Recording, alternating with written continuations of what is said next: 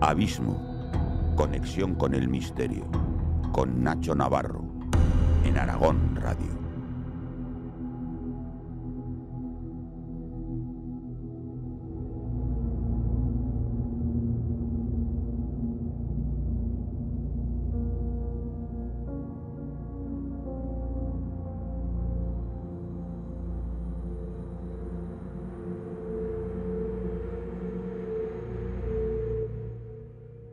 Esta noche queremos emprender un viaje hacia el oscuro mundo de los libros malditos, de los grimorios, de textos que dicen que aquel que se enfrenta a ellos puede ser objeto de una posesión, un efecto de locura, o directamente a informaciones solamente que deberían de custodiar unos pocos.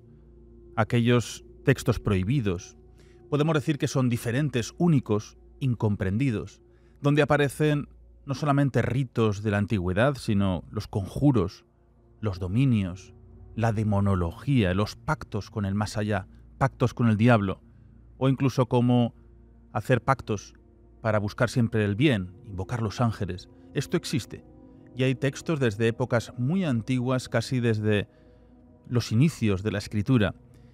No sé si ustedes han enfrentado alguna vez a un texto de esta envergadura, ya sea por medio de un facsímil, un original, o directamente una nueva publicación.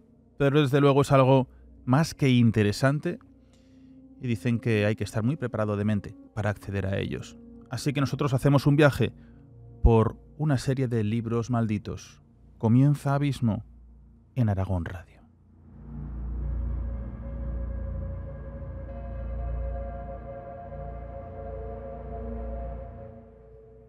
Así que muy buenas noches desde la Corporación Aragonesa de Radio y Televisión. Como siempre digo, los del streaming pues pueden disfrutar de un pequeño plató, un refugio casi bunkerizado donde nos lleva a los lugares de investigación. Tenemos todas las carpetas, archivadores con todos los temas que tratamos y los que queremos tratar. Y si no desde el FM, pues por medio de nuestras voces intentamos viajar a unos lugares diferentes y intentaremos viajar a lo que es todo esa literatura de textos. Algunos dicen que escritos con sangre humana, con piel humana, incluso los huesos machacados, como cuando hablamos de aquellos sacamantecas, los sacauntos, para encolar todos los lomos. En definitiva, muy poquitos ejemplares custodiados en bibliotecas únicas en el mundo. Así que empezamos a hablar de ellos. Silvia Ladrero, muy buenas noches. Buenas noches. Una noche de miedo y obsesión por artículos que en su momento fueron indescifrables, ¿eh? Y siguen siendo muchos de ellos. Esas páginas que dicen, es que hay diferentes libros, compendios, códices, que hay páginas que todavía hay una escritura cuneiforme, de lo que sea, símbolos, signos, que nadie consigue descifrarlos. Y eso sigue ocurriendo a día de hoy y sigue habiendo expertos buscando luz en qué significan esos textos.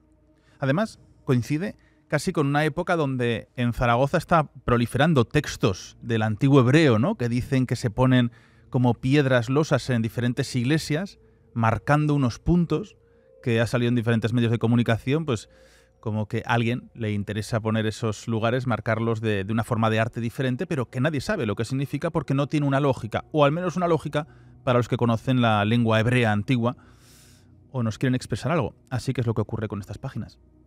Bueno, vamos a ver efectivamente algunos ejemplos de escritos o que nacieron aquí en Aragón, porque fue una zona muy importante en la época del ocultismo y sobre todo de toda la fabricación de esos grimorios. Vamos a decir fabricación porque efectivamente no solo son válidos por sus historias, sino también por el propio material en sí con el que se hacían, ¿no?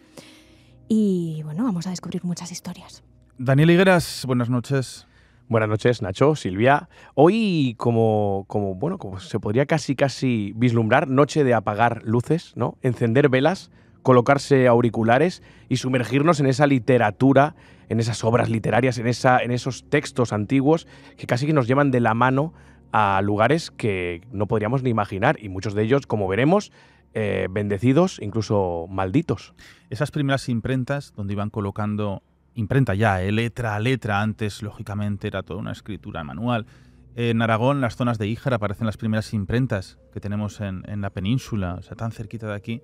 Se logran hacer los primeros textos ya con esas imprentas donde la tinta, ¿no?, perdura con ese gran peso de plomo que tiene. Si ahora cogemos un libro antiguo, siempre tiene esas granículas, unos pequeños granos que se desprenden, que es toda esa tinta emplomada que había. Así es. Una época, como bien dices, que fue de las primeras imprentas, pero que mucho antes, ya desde el siglo XVI, bueno, a finales del XV también, podemos encontrar muchos libros de estos que llamamos malditos o códex, porque fue sobre todo su época de gran auge, ¿no?, entre el siglo XV y el siglo XIX.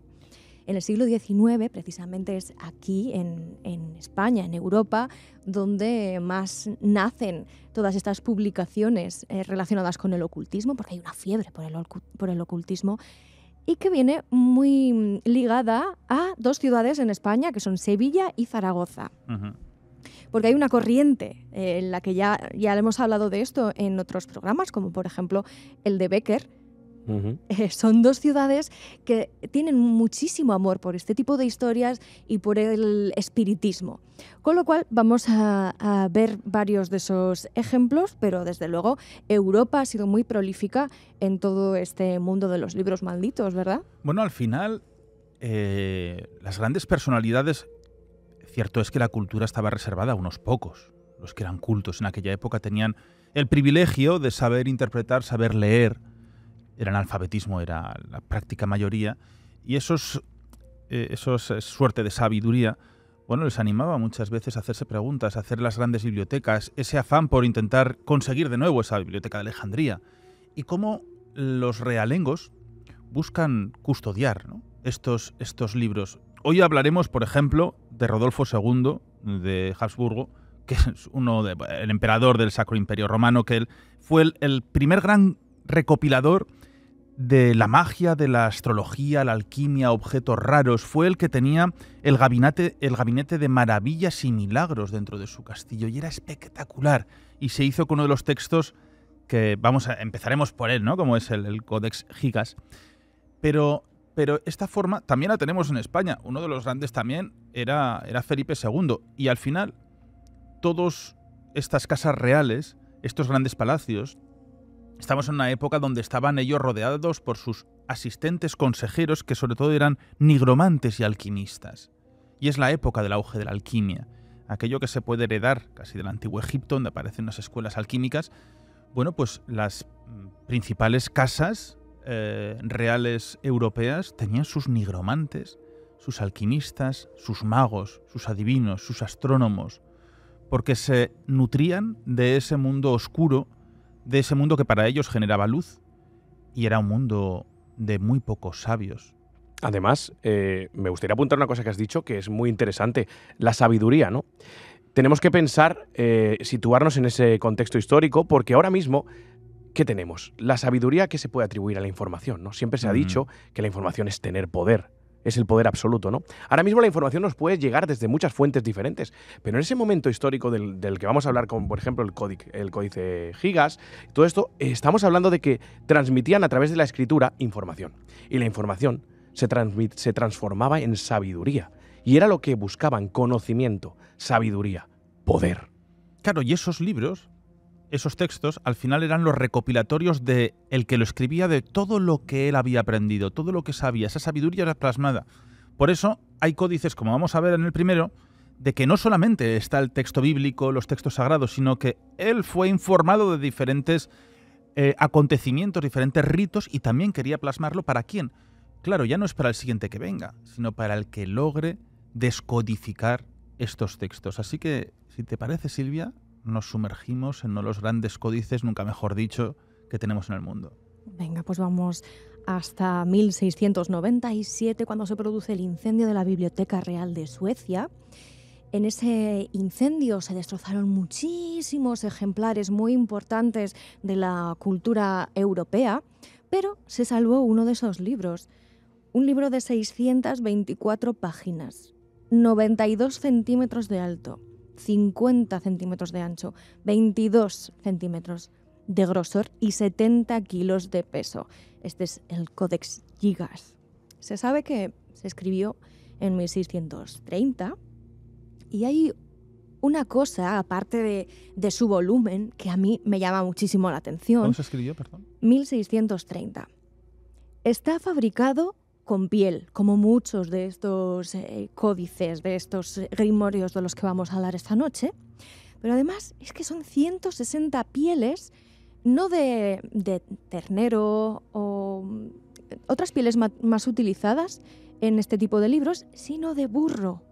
160 pieles de burro para hacer este grandísimo libro. Y además hay otro detalle que es impresionante, y es que se supone que un libro tan grande, si calculamos el tiempo que se tardaría en escribirlo, se habría tardado 25 años en escribir, porque es un manuscrito. ¿Qué pasa? Que solamente hay registrada un tipo de caligrafía, de una persona solo. ¿Cómo es posible que en 25 años solamente hubiera participado una persona? ¿Sabes por qué? ¿Sabes cuál es la leyenda? Cuéntanosla. Bueno. Porque además creo que vamos a viajar al siglo XIII. Claro, porque hay dos versiones. Una que se escribió en 1630, este grimorio, como ya hemos dicho, pero la leyenda viene, y a mí me parece bastante probable que este códice venga más de esa época, ¿no? Del siglo XIII. Y es que un monje fue condenado tras cometer algunos pecados de carne, que en aquella época, pues obviamente no estaban nada bien vistos, peor incluso que hoy en día. Fue condenado a pasar toda su vida recluido en una torre. Pero él, que era muy inteligente, quiso jugársela. Así que propuso que si él escribía una Biblia y todo el conocimiento del mundo en una sola noche en un libro, que le condonarían esa pena capital. Al ¿Vale? empalamiento, creo, que iba a ser empalado al día siguiente. Escribo lo que haga falta, ¿eh? Sí, sí. Bueno, hay varias teorías, que iba a ser empalado, que iba a ser condenado toda la vida, recluido. Bueno, el caso es que tenía una pena máxima y él quiso liberarse proponiendo esta cuestión tan imposible, ¿no? Que era escribir todo el conocimiento del mundo en una sola noche. Y le dijeron, claro, haz lo que quieras. Pues efectivamente, durante esa noche, él pidió ayuda al demonio y le dijo el demonio, vale, pero quiero tu vida, quiero tu alma a cambio. Él, que ya no tenía nada que perder, obviamente, se lo ofreció. Y al día siguiente apareció este códice escrito y, bueno, de hecho vemos que no solo hay escritos, que aparece la Biblia, el Antiguo Testamento y el Nuevo, hay una enciclopedia, hay la Crónica de Bohemia, 2 obras de Fabio, Josefo, tratados médicos de Hipócrates, exorcismos, y también hay invocaciones al demonio. De hecho, la parte que está dedicada al demonio es muy importante, porque durante todo el códice vamos viendo no solo escritos, sino también dibujos. Unas ilustraciones impresionantes, con un detalle alucinante. Pero la que más detalles tiene, precisamente, es la del demonio, que además mide pues como la página de alto, de grande, casi 1 metro. Ese demonio no existe ninguna ilustración como esa tan grande en ningún libro conocido hasta ahora. Desde luego, también llama la atención su forma de mirar al espectador que lo está leyendo, porque está sonriendo, está con una cara como de burla. Terrorífico, ¿eh?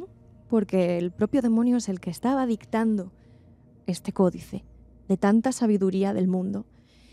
Y que bueno, que al final pues le sirvió a este monje. ¿Cómo se llamaba, Nacho? Tú lo tienes por ahí, ¿verdad? Germán el Recluido. Germán el Recluido. Claro, esta página, que aparece en una página derecha, en una página par, a la izquierda está la descripción de la ciudad de Dios. O sea, está completamente paralelo, ¿no?, a él, y sorprende muchísimo. Al final, claro, este Germán el Recluido, que él viene de los monjes dominicos, sí que me gustaría recordar o recalcar que los monjes dominicos, ellos tienen un voto de vanidad. Era muy estricta esa orden, ¿no? Ellos, sobre todo la castidad, el silencio, los cilicios, lo que es todo el autocastigo. Y era muy duro, todo lo que ellos tenían en aquella época. Y lo que hicieron Sí, cuando se escribe este libro, cuando ellos lo empiezan a coleccionar, el monasterio se arruina. Y el monasterio comienza como a desaparecer y ya no sabían qué hacer. Así que se lo venden a un monasterio vecino de los cistercienses. Y los cistercienses se arruinan y son azotados por la peste, el propio monasterio. ¿Qué es lo que ocurre con este libro? Bueno, pues hace muy conocido, ¿no? Al final es una gran mezcla donde aparece, no sé si hablar, una relación entre el ser humano con Lucifer, entre la tierra con el inframundo. ¿Y quiénes debían de estar destinados a leer este texto? Yo no lo sé. Pero, desde luego, llega Rodolfo II de Habsburgo, que es el que he comentado, que es el emperador del Sacro Imperio Romano, que es interesantísima su vida porque es el gran recopilador de piezas, de obras, casi como ese gabinete de curiosidades, bueno, pues un gabinete de piezas milagrosas, como serían esas reliquias que, contemporáneo en su tiempo, sería Felipe II. Bueno, pues lo mismo, él tiene esa necesidad de coleccionar objetos de misterio, y es el primer gran coleccionista de objetos de misterio. Así que él lo pidió prestado al monasterio y luego nunca lo devolvió. ¿Qué es lo que ocurrió más tarde? Que él empieza a enloquecer y pierde el trono.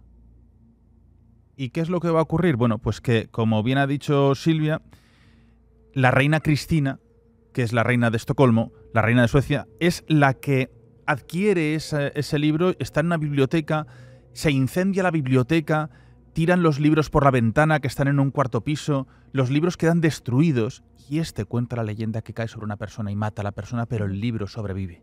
Y el libro está a día de hoy en la biblioteca. Lo tenemos en la biblioteca de Estocolmo. El libro está digitalizado y se puede consultar en internet y verlo. Es espectacular. Estamos ante el mayor libro del medievo de dimensiones. Luego sí que podemos tener libros, bueno, un poco más grandes, con los cantorales que había, con esos facistoles tremendos en las catedrales para que todos los cantantes, ¿no?, lo pudiesen ver, lo pudiesen leer desde la distancia.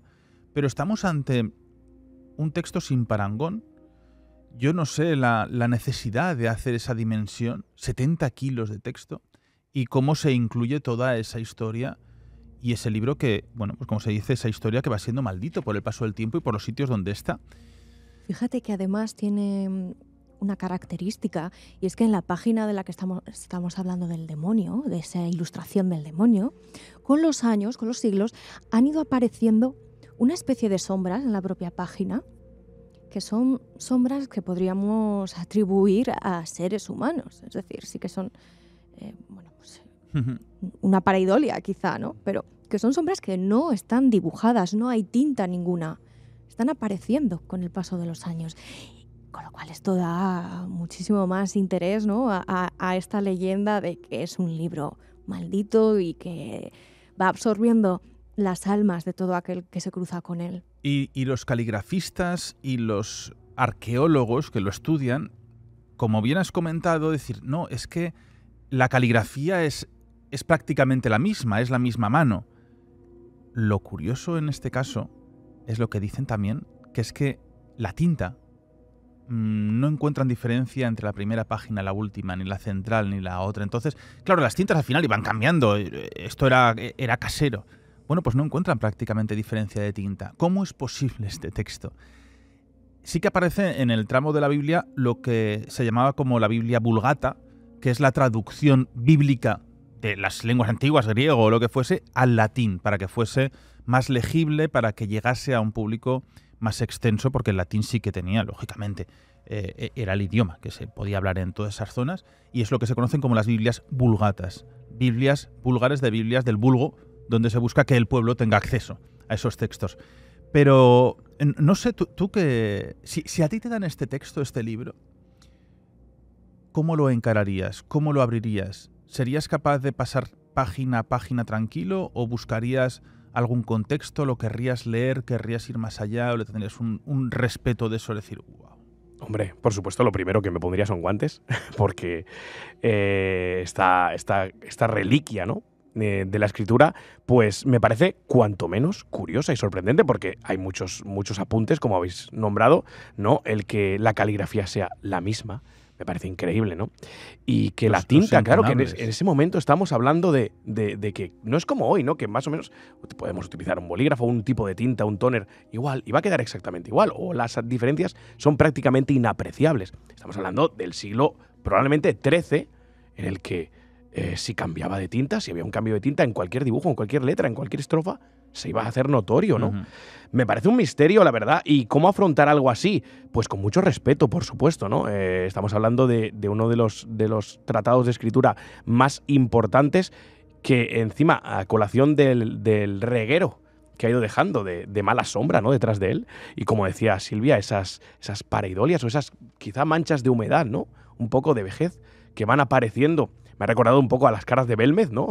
Pero en forma de literato, pues no lo sé, me parece... Lo primero, también tengo que decirte que, bueno, ya me conocéis, yo no sé si soy un poco reacio a tocar este libro y a poder, porque viendo lo que lleva detrás, no sé yo si me atrevería. Pero desde luego, si lo hiciera, sería con mucho respeto, la verdad. Bueno, estos libros incunables, las incunábulas, que llamaban antiguamente, que muchas veces me dicen, es que incunable se refiere al siglo XV cuando se creó la imprenta. Sí, absolutamente cierto. Los primeros textos de imprenta, los primeros libros. Pero incunable, si nos vamos a la RAE, también lo que significa son esos libros extraños, los libros que no hay copia, los libros raros. Por lo cual esto sí que sería un incunable. Son esos libros que no vamos a encontrar extensos ejemplares ni copias sobre ellos. Me parece un libro maravilloso para poder investigar. Además, volviendo, para que la gente se sitúe, estamos hablando de que evidentemente no había imprenta y los métodos de copia o de transcripción de esa sabiduría que estaba implícita en el libro eran hechos por copistas, se hacían a mano, cosa que seguramente de la obra original siempre se degradaba algo o se transformaba, porque según el que pagaba para tener esa copia, podían tener diferentes connotaciones o incluso textos al gusto. Estamos hablando de una época en la que no se podía crear un facsímil, en la que no se podía copiar algo como tal. Por eso yo creo que, claro, son incunables totalmente. ¿Tú te has enfrentado alguna vez, Silvia, a un libro de estas características? No, siempre facsímil. Fíjate, yo sí. No de grimorios ni libros malditos, pero textos del 13, 14, 15, sí, bastantes veces. Y es espectacular, porque tú los vas abriendo, primero las páginas, el peso que tienen, hay algunas que directamente ya está, pues como vemos, ¿no?, en esa piel escrito, esos papiros, o esa propia piel que tenemos. Es espectacular el ir pasando las páginas, quedarte a solas con ellos, primero para estudio, ¿no?, cuando a mí me ha tocado estudiarlos. Y luego la ornamentación que tienen, los detalles de todas las letras, los dibujos que van apareciendo y cómo se van plasmando. Es casi como muchos la interpretación de que tienes el texto y al lado luego aparece la representación o lo que más quieres que te marque. Pero la verdad es que enfrentarte ante esos textos siempre dices, bueno, ¿y cuánta gente ha pasado estas páginas? O igual no tantas. Y simplemente era un privilegio. Como aquí en Zaragoza, el cantoral más antiguo que aparece, cuando se restauró me lo dejaron, y no era papel, eran 2 tablas de madera unidas por unas bisagras, que aparecen dos grandes dibujos en la parte frontal y la posterior, que aparece el cordero, ¿no?, que sería ese símbolo del cabildo con los cantantes, con los cantores, y en cuanto se abre aparece esa tabla con esa escritura antigua del 13, que dices, ostras, cómo perdura hasta hoy la tinta hasta nuestros días. Y si hoy imprimimos algo en una impresora, o bueno, ¿qué te voy a decir? Con un ticket que nos den en el supermercado, una cafetería, que desaparece al mes, ¿no? Claro. Queda desintegrada. Seguimos ese viaje, Dani. Continuamos por... ¿Cuál te apetece? Pues mira, para seguir un poquito esa estela, ¿no? Tenemos algunos otros libros mucho más contemporáneos, evidentemente, ¿no? Pero para seguir esa estela antigua, esa estela arcaica casi, ¿no?, e incunable, pues podemos hablar del que sería la clavícula Salomonis, ¿no? Aquí conocido como la llave menor de Salomón. Salomón, el rey Salomón. El rey Salomón. Se consideró casi un mago. Él buscaba la sabiduría. Él se hizo con todos los objetos principales, por eso los templos del templo del rey Salomón tienen esa importancia. Y era imbatible. Era casi como una representación, podemos decir, de un dios. Y la sabiduría que él tenía, él era el único capaz de hacer esos ritos, esos conjuros para invocaciones.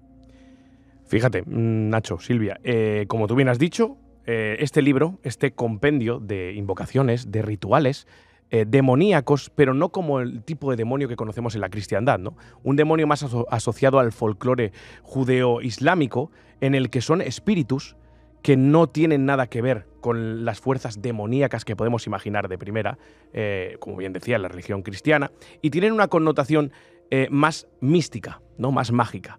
E incluso serían juzgados al final de los tiempos junto con el hombre. Es decir, no es el concepto que tenemos de demonios de hoy en día, ¿no? El rey Salomón, como bien has dicho, era buscador de la sabiduría. Y fíjate tú, este compendio de historias que se llama la Clavícula Salomonis, la llave menor del rey Salomón, incluye muchas series de tratados, pero deja patente en sus primeras páginas algo que me gustaría leer porque me parece muy, podríamos decirle, portador de todo lo que incluye la sabiduría de ese libro, ¿no? Sí. Dice así. Dice, la magia es el conocimiento más divino y alto y más absoluto de la filosofía natural. De aquí que los magos sean profundos y diligentes investigadores de la naturaleza. Ellos, por medio de su habilidad, saben cómo anticiparse a un efecto, de modo que para el vulgo parezca un milagro.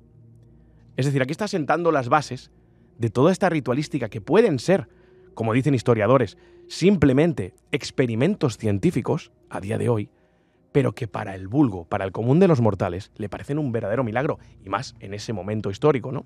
Estamos hablando de que el rey Salomón, dice la leyenda, porque esto es una leyenda, verdaderamente se llega casi al consenso de que es un compendio pues eso, un poquito de ritualística, invocaciones, pero de una manera mucho más mundana, mucho más terrestre. Por eso decía la comparativa con experimentos del mundo judeo-islámico, de ese folclore, ¿no?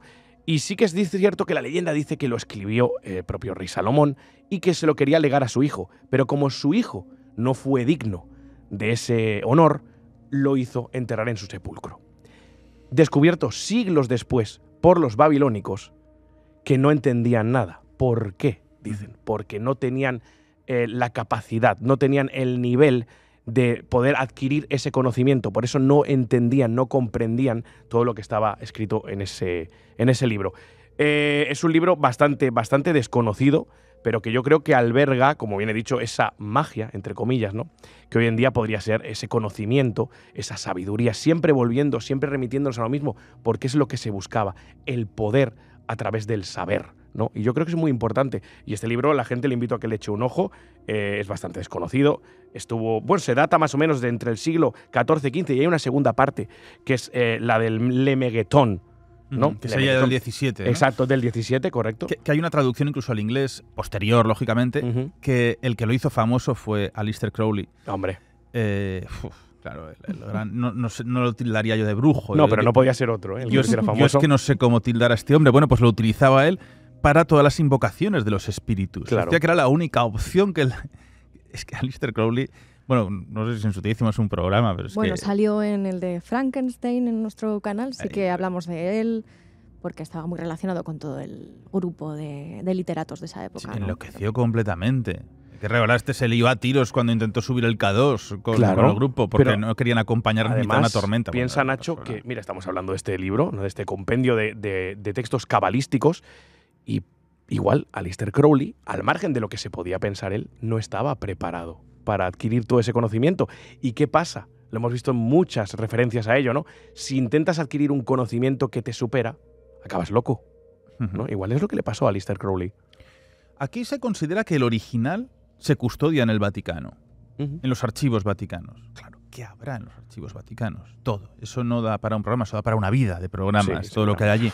Pero bueno, este libro lo que nos describe es los espíritus, los conjuros para invocarlos, y el aprender para cumplir la voluntad del conjurador, cómo se debe hacer. Y se divide en 5 partes principales, Dani. Sí. Y tenemos la primera, en 5 secciones, ¿no? Sí, más bien sí, son 5 secciones repartidas en los diferentes rituales, incluso de purificación. La primera, si no recuerdo mal, es el Ars Gotia. El primero es el Ars Gotia. El Ars Gotia, y te engañaría si te dijera los otros 4. Porque no. Mira, el Ars Gotia se describen los 72 demonios que Salomón invocó.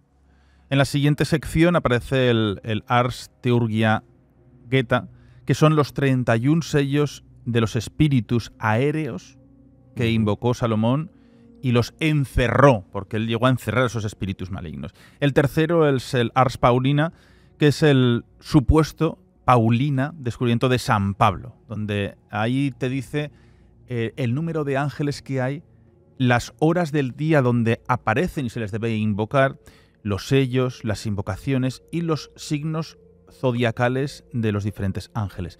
La cuarta sección sería el almadel, que los almadel son unas tablillas de cera donde aparecen los sellos protectores y 4 velas que se deberían de poner en los puntos cardinales en cada uno de ellos, y cómo hacerlo estos ritos. Y el último, el quinto, el ars notoria, que ahí ya son las oraciones cabalísticas, las mágicas. Realmente es el arte del conocimiento y la revelación de los ángeles. Son libros que buscan el conocimiento de algo diferente. Ya no es el conocimiento de tu historia, sino el conocimiento de cómo nace tu mundo para conocer esa historia. Y las invocaciones angelicales que tan importantes han sido en la historia, y esto, pues, cómo debes actuar ante ellos. Claro, y además, fíjate, has mencionado una cosa muy interesante, que es cómo se conocía al rey Salomón, que tenía el poder, decían, de esclavizar a esos demonios, ¿no? Fíjate tú, voy a leer una cita del Corán, en el que dice: de los demonios había algunos que buceaban para él, hablando del rey Salomón, y le hacían otros trabajos. Nosotros los vigilábamos. Es decir, hago hincapié porque entendemos demonio de una manera hoy, ¿no? En el siglo XXI no estamos hablando de los mismos demonios. Por ejemplo, como referencia, quizá muy banal, pero Aladín, el genio de Aladín, sería uno de esos espíritus, encarcelado en una lámpara. ¿El Dijin? El Dijin, exacto. O sea, para que la gente tenga un concepto más básico, más primario quizás, o que llegue más al gran público, pero sería algo así como eso de lo que estamos hablando, no demonios del cristianismo como tal, ¿no? El Dijin, que se le ha dado una imagen en Aladín, pues de jocoso, gracioso, exacto, ¿no? Casi hasta torpón. El Dijin genera un pánico tremendo a día de hoy en diferentes sociedades. O sea que... Y provoca muchas muertes. Igual nos derivamos un poco, pero... Tú explicaste una cosa... A mí me explicaste una cosa una vez de eso que vas a decir, creo. Sí, bueno, me impactó bastante. En Zaragoza ha ocurrido los Dijin, esa creencia del pueblo bereber claro, los niños, los seres humanos solamente se pueden defender de ese genio de la lámpara, vamos a llamarlo así, cuando tienen los dientes, porque ellos ya le pueden morder, pueden masticar, hacen que no entre dentro. Y en los momentos en que un niño llora, un niño va a amamantar del pecho de la madre, claro, tiene la boca abierta. Y lo que se hace es aprisionarlos contra esas personas para que en esos momentos de llanto o de amamantar no entre ese diablo dentro, porque entonces entraría toda la familia. Y bueno, pues de forma, ellos no son conscientes, los padres, y deforman los pulmones de los niños hasta que al final llega la asfixia y la muerte. Y bueno, pues en Zaragoza ha habido varios casos de este tipo, en España también. Es una creencia que ellos tienen, pero bueno, pues cuando no son conscientes, pues provocan la muerte de estos niños por asfixia. Y esto ocurre. Y al final es ese genio de la lámpara. El otro día en el programa Gemelo, hace un tiempo de Abismo, estuvimos hablando de esos cuentos de la infancia, donde, ¿verdad, Silvia? Donde los cuentos que se traían de los hermanos Grimm desde Alemania, etcétera, etcétera. Claro, pues luego Disney los ha transformado como algo muy bonito. Pero los cuentos eran durísimos y era la realidad. Pues esto ocurre lo mismo. Pues cuando Disney genera Aladín, dice, bueno, qué bonito el genio, ya, pero ojo, porque la realidad es muy distinta a lo que nosotros Totalmente, vemos. Como te he dicho, mucho más cruel. Fíjate tú la historia que nos acabas de contar, ¿no? Que es la que yo hacía referencia, que me impactó bastante. Esa creencia fehaciente, esa creencia a ultranza, ¿no? De algo de lo que no le podemos culpar, son culturas diferentes, ¿no? Y no... Aquí sería muy fácil decir, porque habría mucha gente que lo aplicaría así, ¿no? Es que eso es la ignorancia, ¿no? No, eso son raíces culturales, es diferente, no es ignorar algo. Es un tema muy escabroso tocar. Exacto, es algo totalmente diferente, ¿no? Pero me impactó mucho esa historia y para que veamos que sí, que Disney igual pervierte algunos cuentos, otros los dulcifica, pero en este caso podríamos hablar de que sí, que por ejemplo el Dijin de Aladín, el genio de la lámpara, tan manido, pues es un Dijin, un espíritu etéreo, que sobre todo en el Islam y en la cultura bereber, ¿no? Pues tiene muchas implicaciones, muchas connotaciones, y es algo que a día de hoy, en pleno siglo XXI, sigue muy vigente. Pues esta forma de vencerlos es la que aparece en estos grimorios, en estos libros, en el libro menor de Salomón. ¿Cómo enfrentarte ante ellos? ¿Cómo tener el poder para ello? Hay un grimorio que es el del Papa Honorio III, que sí que quiero hacer referencia. Ya no estamos como un libro de malditos, sino como un libro de protección para los libros malditos, que esto me encanta. Este papa, que bueno, él está en el poder de la Santa Sede entre 1216 a 1227, cuenta esa historia, que él hace un llamamiento con... alguien iría a buscarlos, ¿no? A los principales brujos, magos, ocultistas que había en el mundo conocido. Es decir, que estarían en Europa. Entonces ellos llegan hasta Roma y él hace una especie de reunión, pequeño concilio, para que le transmitan todos esos ritos, esa sabiduría de todos los rincones para recopilarlos y de esa forma hacer invocaciones, pero para protegerse del mal, para protegerse de esos ritos. Y hay un libro, bueno, el libro que es... Hay una transcripción, se supone en 1670, o es el que se cree que viene de aquella época del Papa Honorio, y que he cogido yo parte de un texto y comienza así. Dicen que hay que leer siempre la primera página para poderse enfrentarse a él. Dice: yo te conjuro, poderoso grimorio, para que me seas de utilidad y provecho y me hagas salir bien en todo cuanto en tu mediación emprenda. Yo te conjuro por la virtud de la preciosísima sangre de nuestro Señor Jesucristo, para que tus enseñanzas me sean beneficiosas tanto para el cuerpo como para el alma. Yo te conjuro, admirabilísimo y poderoso grimorio, por la virtud misteriosa de este texto. Yo os conjuro y ordeno, espíritus todos, tantos cuantos vosotros fuerais, ausentes y presentes, para que aceptéis y acojáis favorablemente este grimorio, y cuanto en él contiene, a fin de cuantas veces lo lea con la intención de evocaros, os presentéis sin demora bajo hermosa apariencia humana y sin poder poner reparo ni exigencia alguna. Y así continúa hasta que habla de: y si no lo hicieseis de grado os obligaré por fuerza, atormentaos con las potentes palabras de las clavículas de Salomón. Aquí aparece otra vez ese texto antiguo, cómo se recoge. No lo he leído entero, no vaya a ser que alguien diga que estamos aquí en FM, en la radio, haciendo una invocación exacta de lo que es un ritual. Así que lo hemos sesgado para poder hablar de ello y que nadie se nos eche las manos a la cabeza, que nunca se sabe que es posible, que esto es una radio autonómica pública y lo hacemos siempre con mucho mimo y mucho cariño. Del genio de la lámpara que estábamos hablando antes, hay una de las frases que se dice también en la película, que es: ten cuidado con lo que deseas. Y esto nos lleva a relacionarlo con otro de los libros que además lo tenemos aquí, Nacho, que llegó a ti de forma mágica, como debe ser. Te voy a dejar a ti el libro, querida Marieta. Es el libro de Marieta. Vamos a abrirlo por la primera página y vamos a leer. Es original, hay que decir que el libro es, como dirían, es bueno. Es bueno. Sí, es de una edición de 1901, este que tenemos aquí. Y es Marieta, páginas de dos existencias y páginas de ultratumba, primera y segunda parte. Obra emanada de los elevados espíritus de Marieta y Estrella. Pero que esos espíritus de Marieta y Estrella le llegaron al médium Daniel Suárez Artazu, que en el momento en el que lo escribió estaba viviendo en Zaragoza.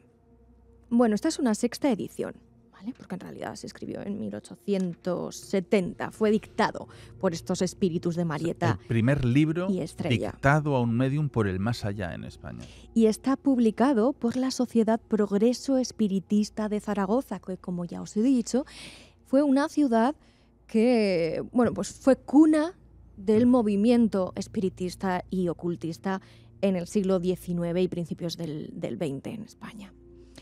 Este libro es muy, muy curioso porque,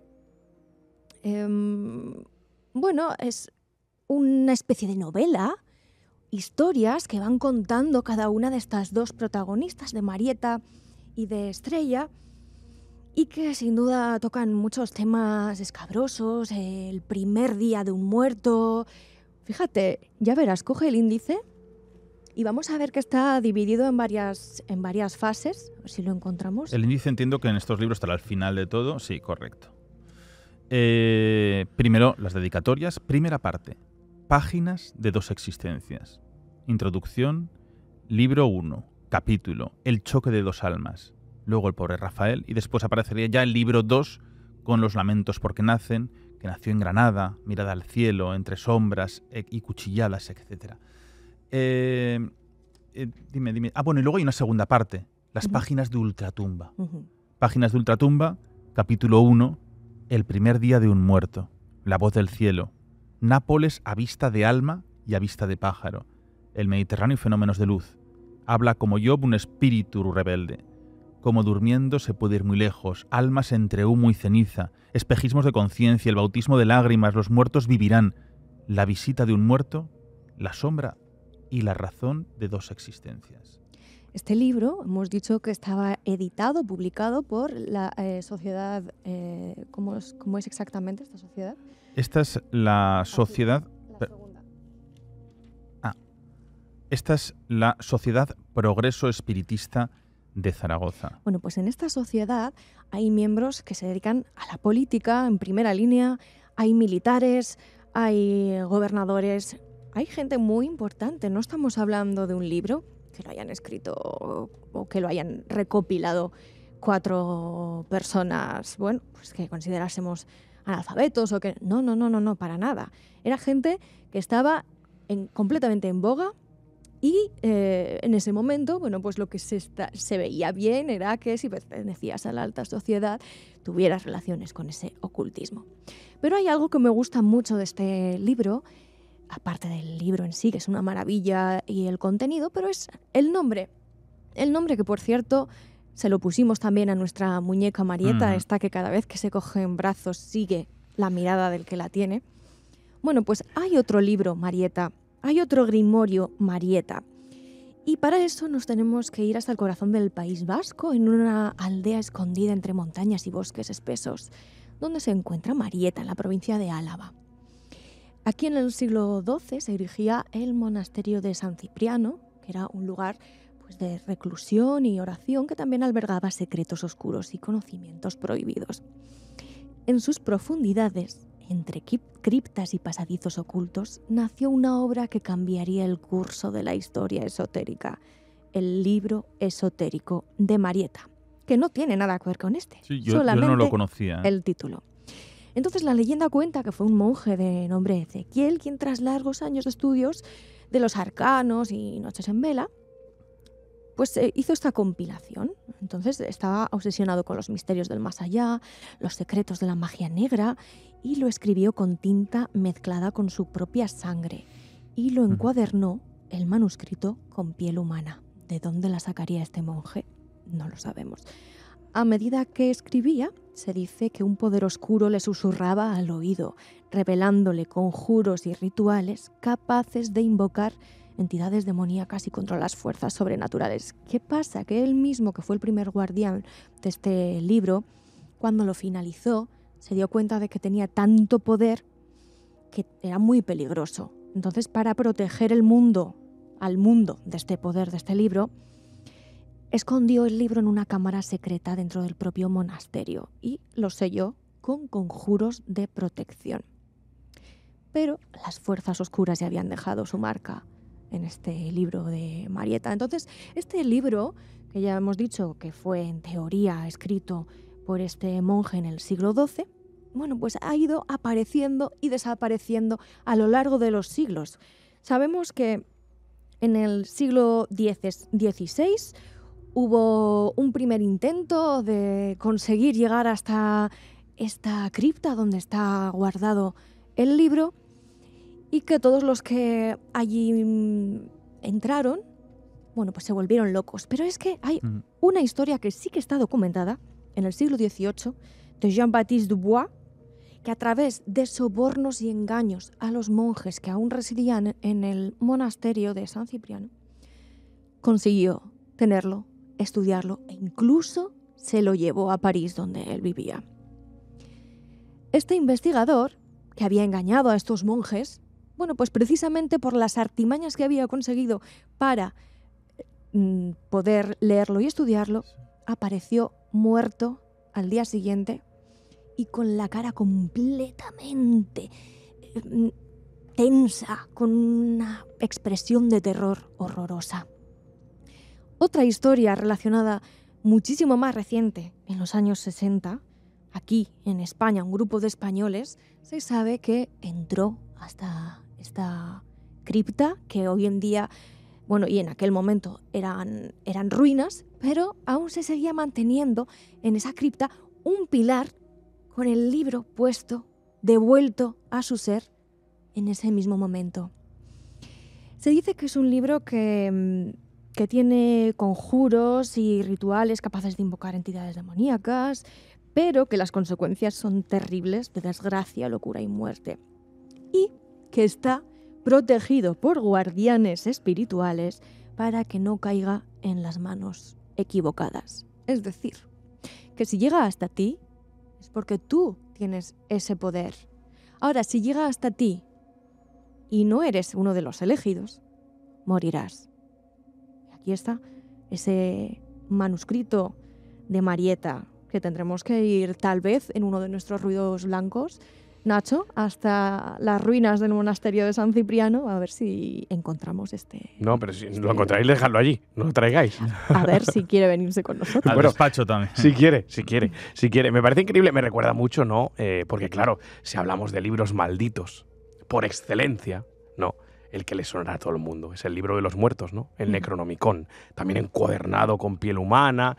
Es evidente y es casi contrastado, que no existió nunca ha existido, ¿no? Pero es una leyenda muy bonita, ¿no? Y que nos habla de eso, de esas enseñanzas de las que quizás esos libros que sí que existieron, ¿no?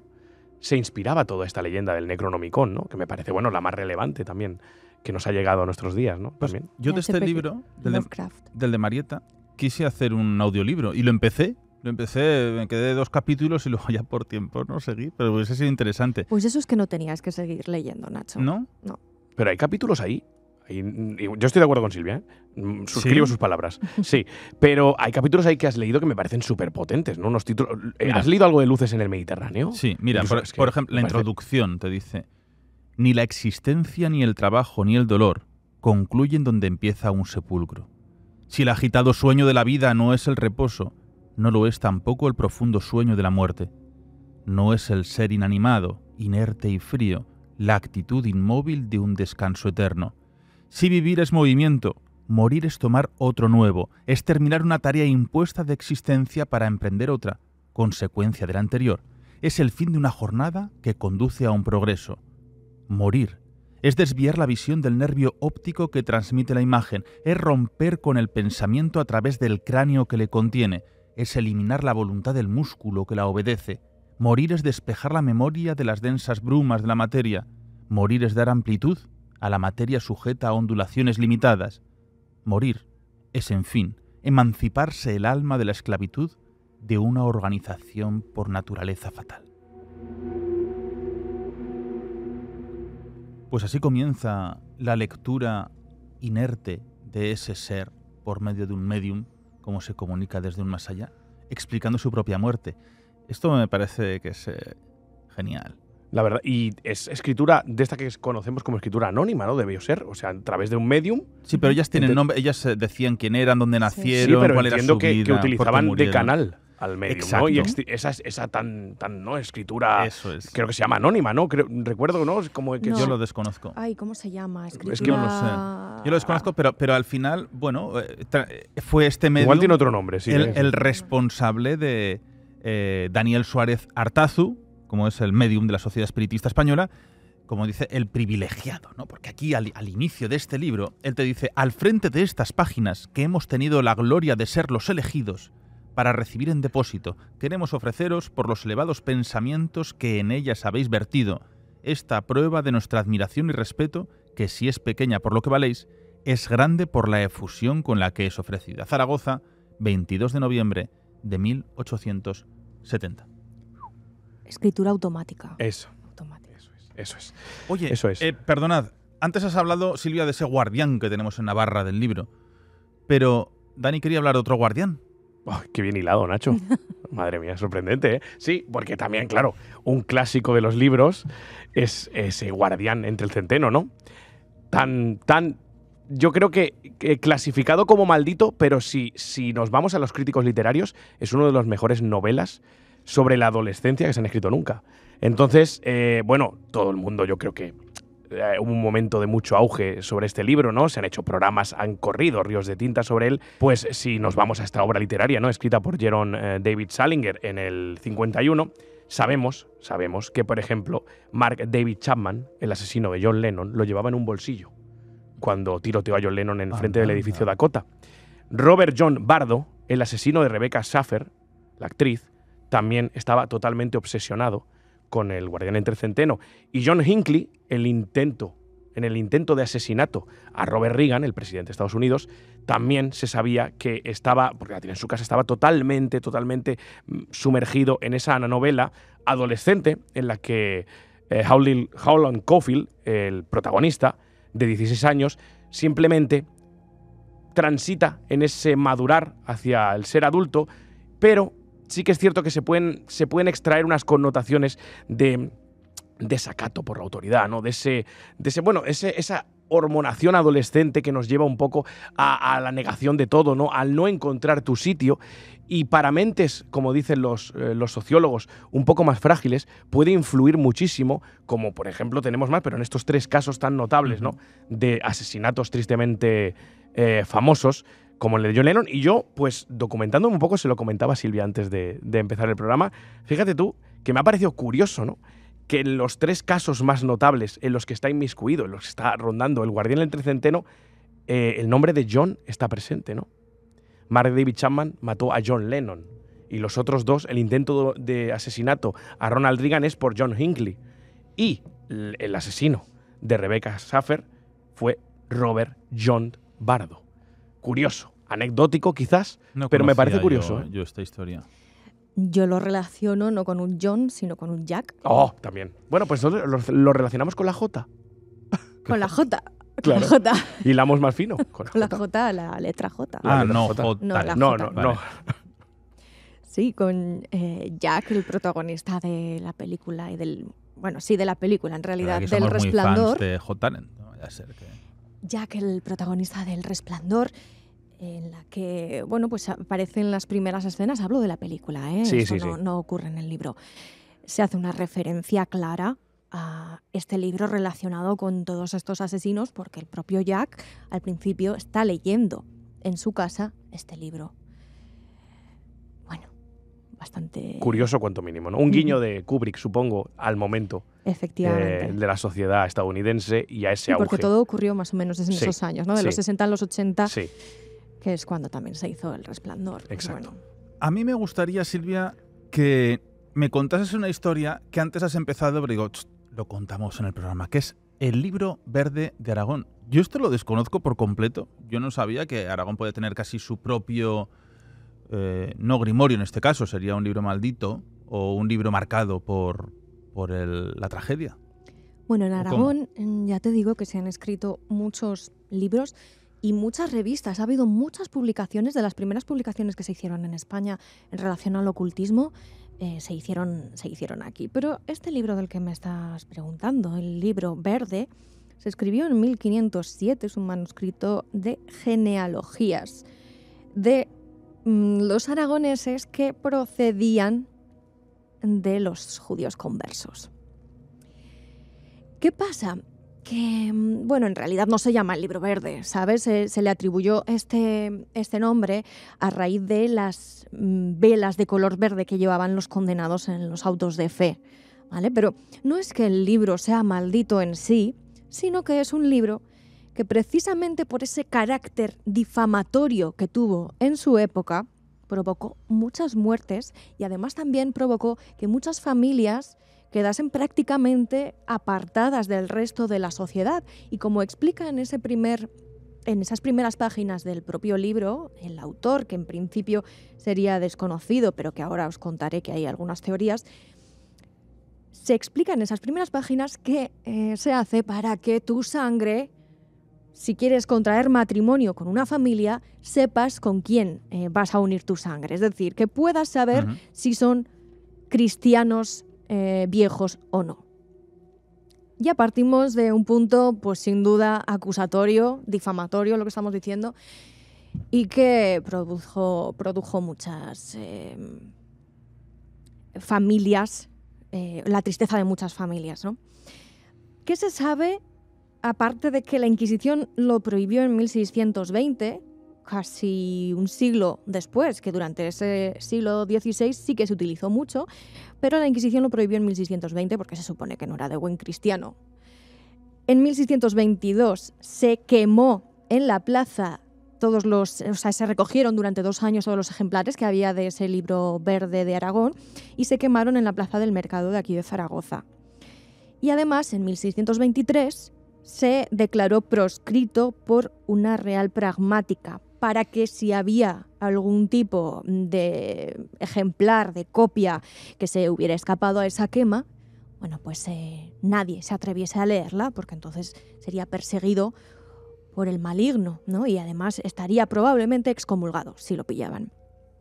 El autor, se supone, lo más probable es que fuera un tal Anquias, que era notario de la Inquisición, que durante su época de notario de la Inquisición trabajó en Huesca, trabajó en Lérida y tuvo mucha relación con judíos y conversos en estos tribunales, ¿no? en los que él participaba.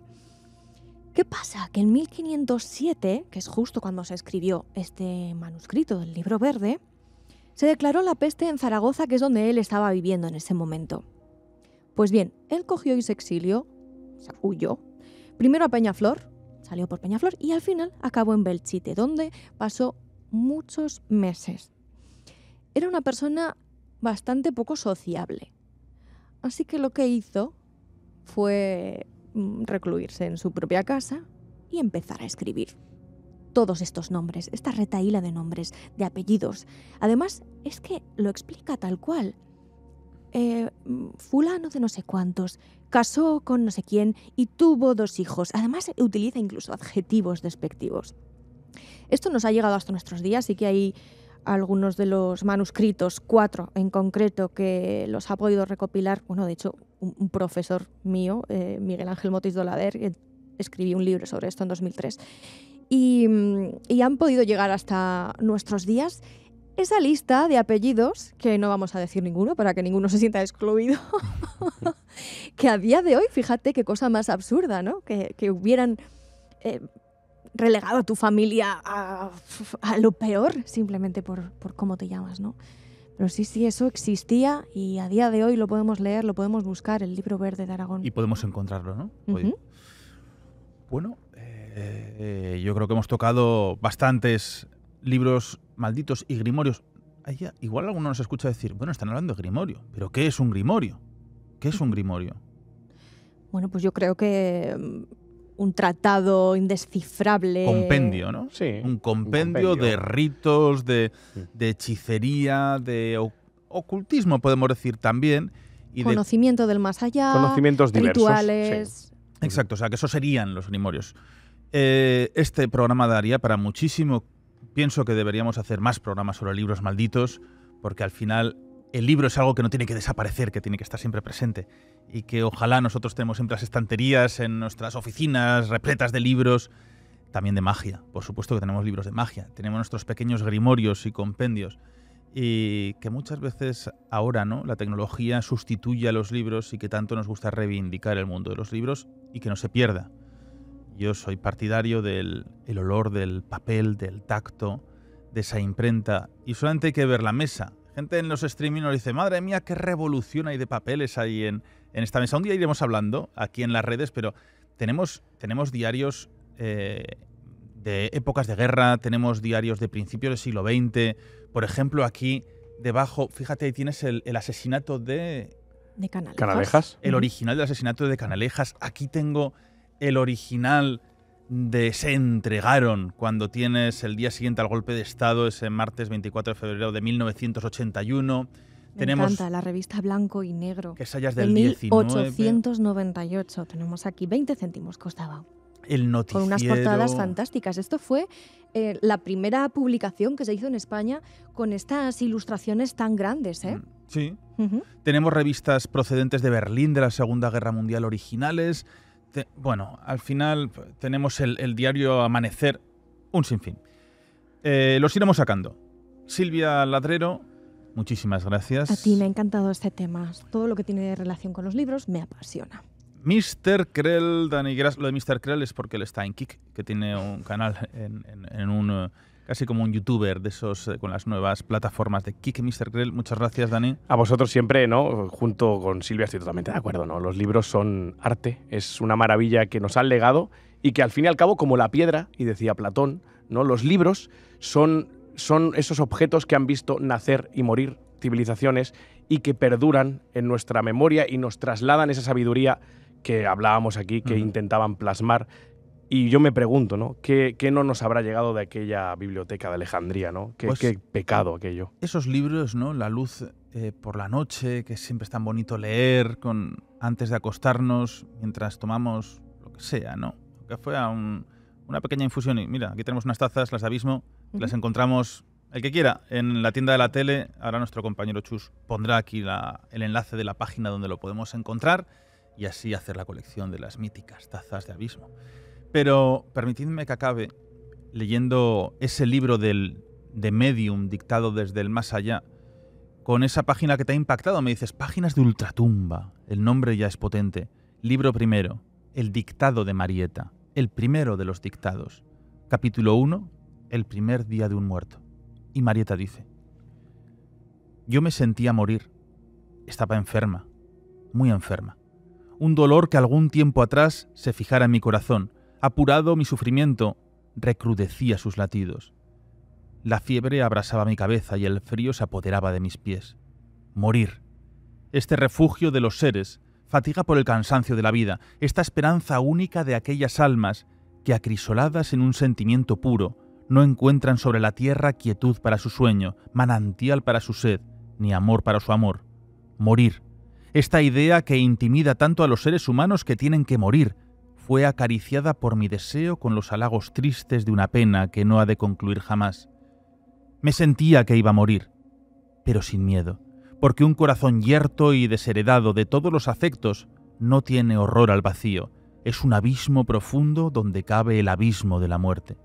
Tocaba el término de la vida, sin haber empezado a vivir, sin tener a quien dejar uno de esos recuerdos que son la presencia viva de un ser allegado y querido a través del sepulcro, al que yo me aproximaba, a mi sepulcro, joven todavía, languideciendo en mi lecho solitario, cerca de la cuna vacía de mis hijos, arrebatados a mi cuidado por aquella muerte, en su más temprana edad. Estaba sola, enteramente sola iba a morir, la hija, la esposa, la madre, la mujer tan amada un día, sin padres, sin esposo, sin hijos y sin el bien amado. Oh Dios mío, si no hubieras vigorizado la naturaleza del dolor con la virtud de la resignación, esta fuerza de los débiles que sostiene a los desgraciados, no fuera suficiente ni un olvido eterno para despejar una existencia de las brumas negras de una intensa desgracia. Marieta, un dictado desde el más allá. Hasta la próxima semana aquí en Abismo, Aragón Radio. Un abrazo.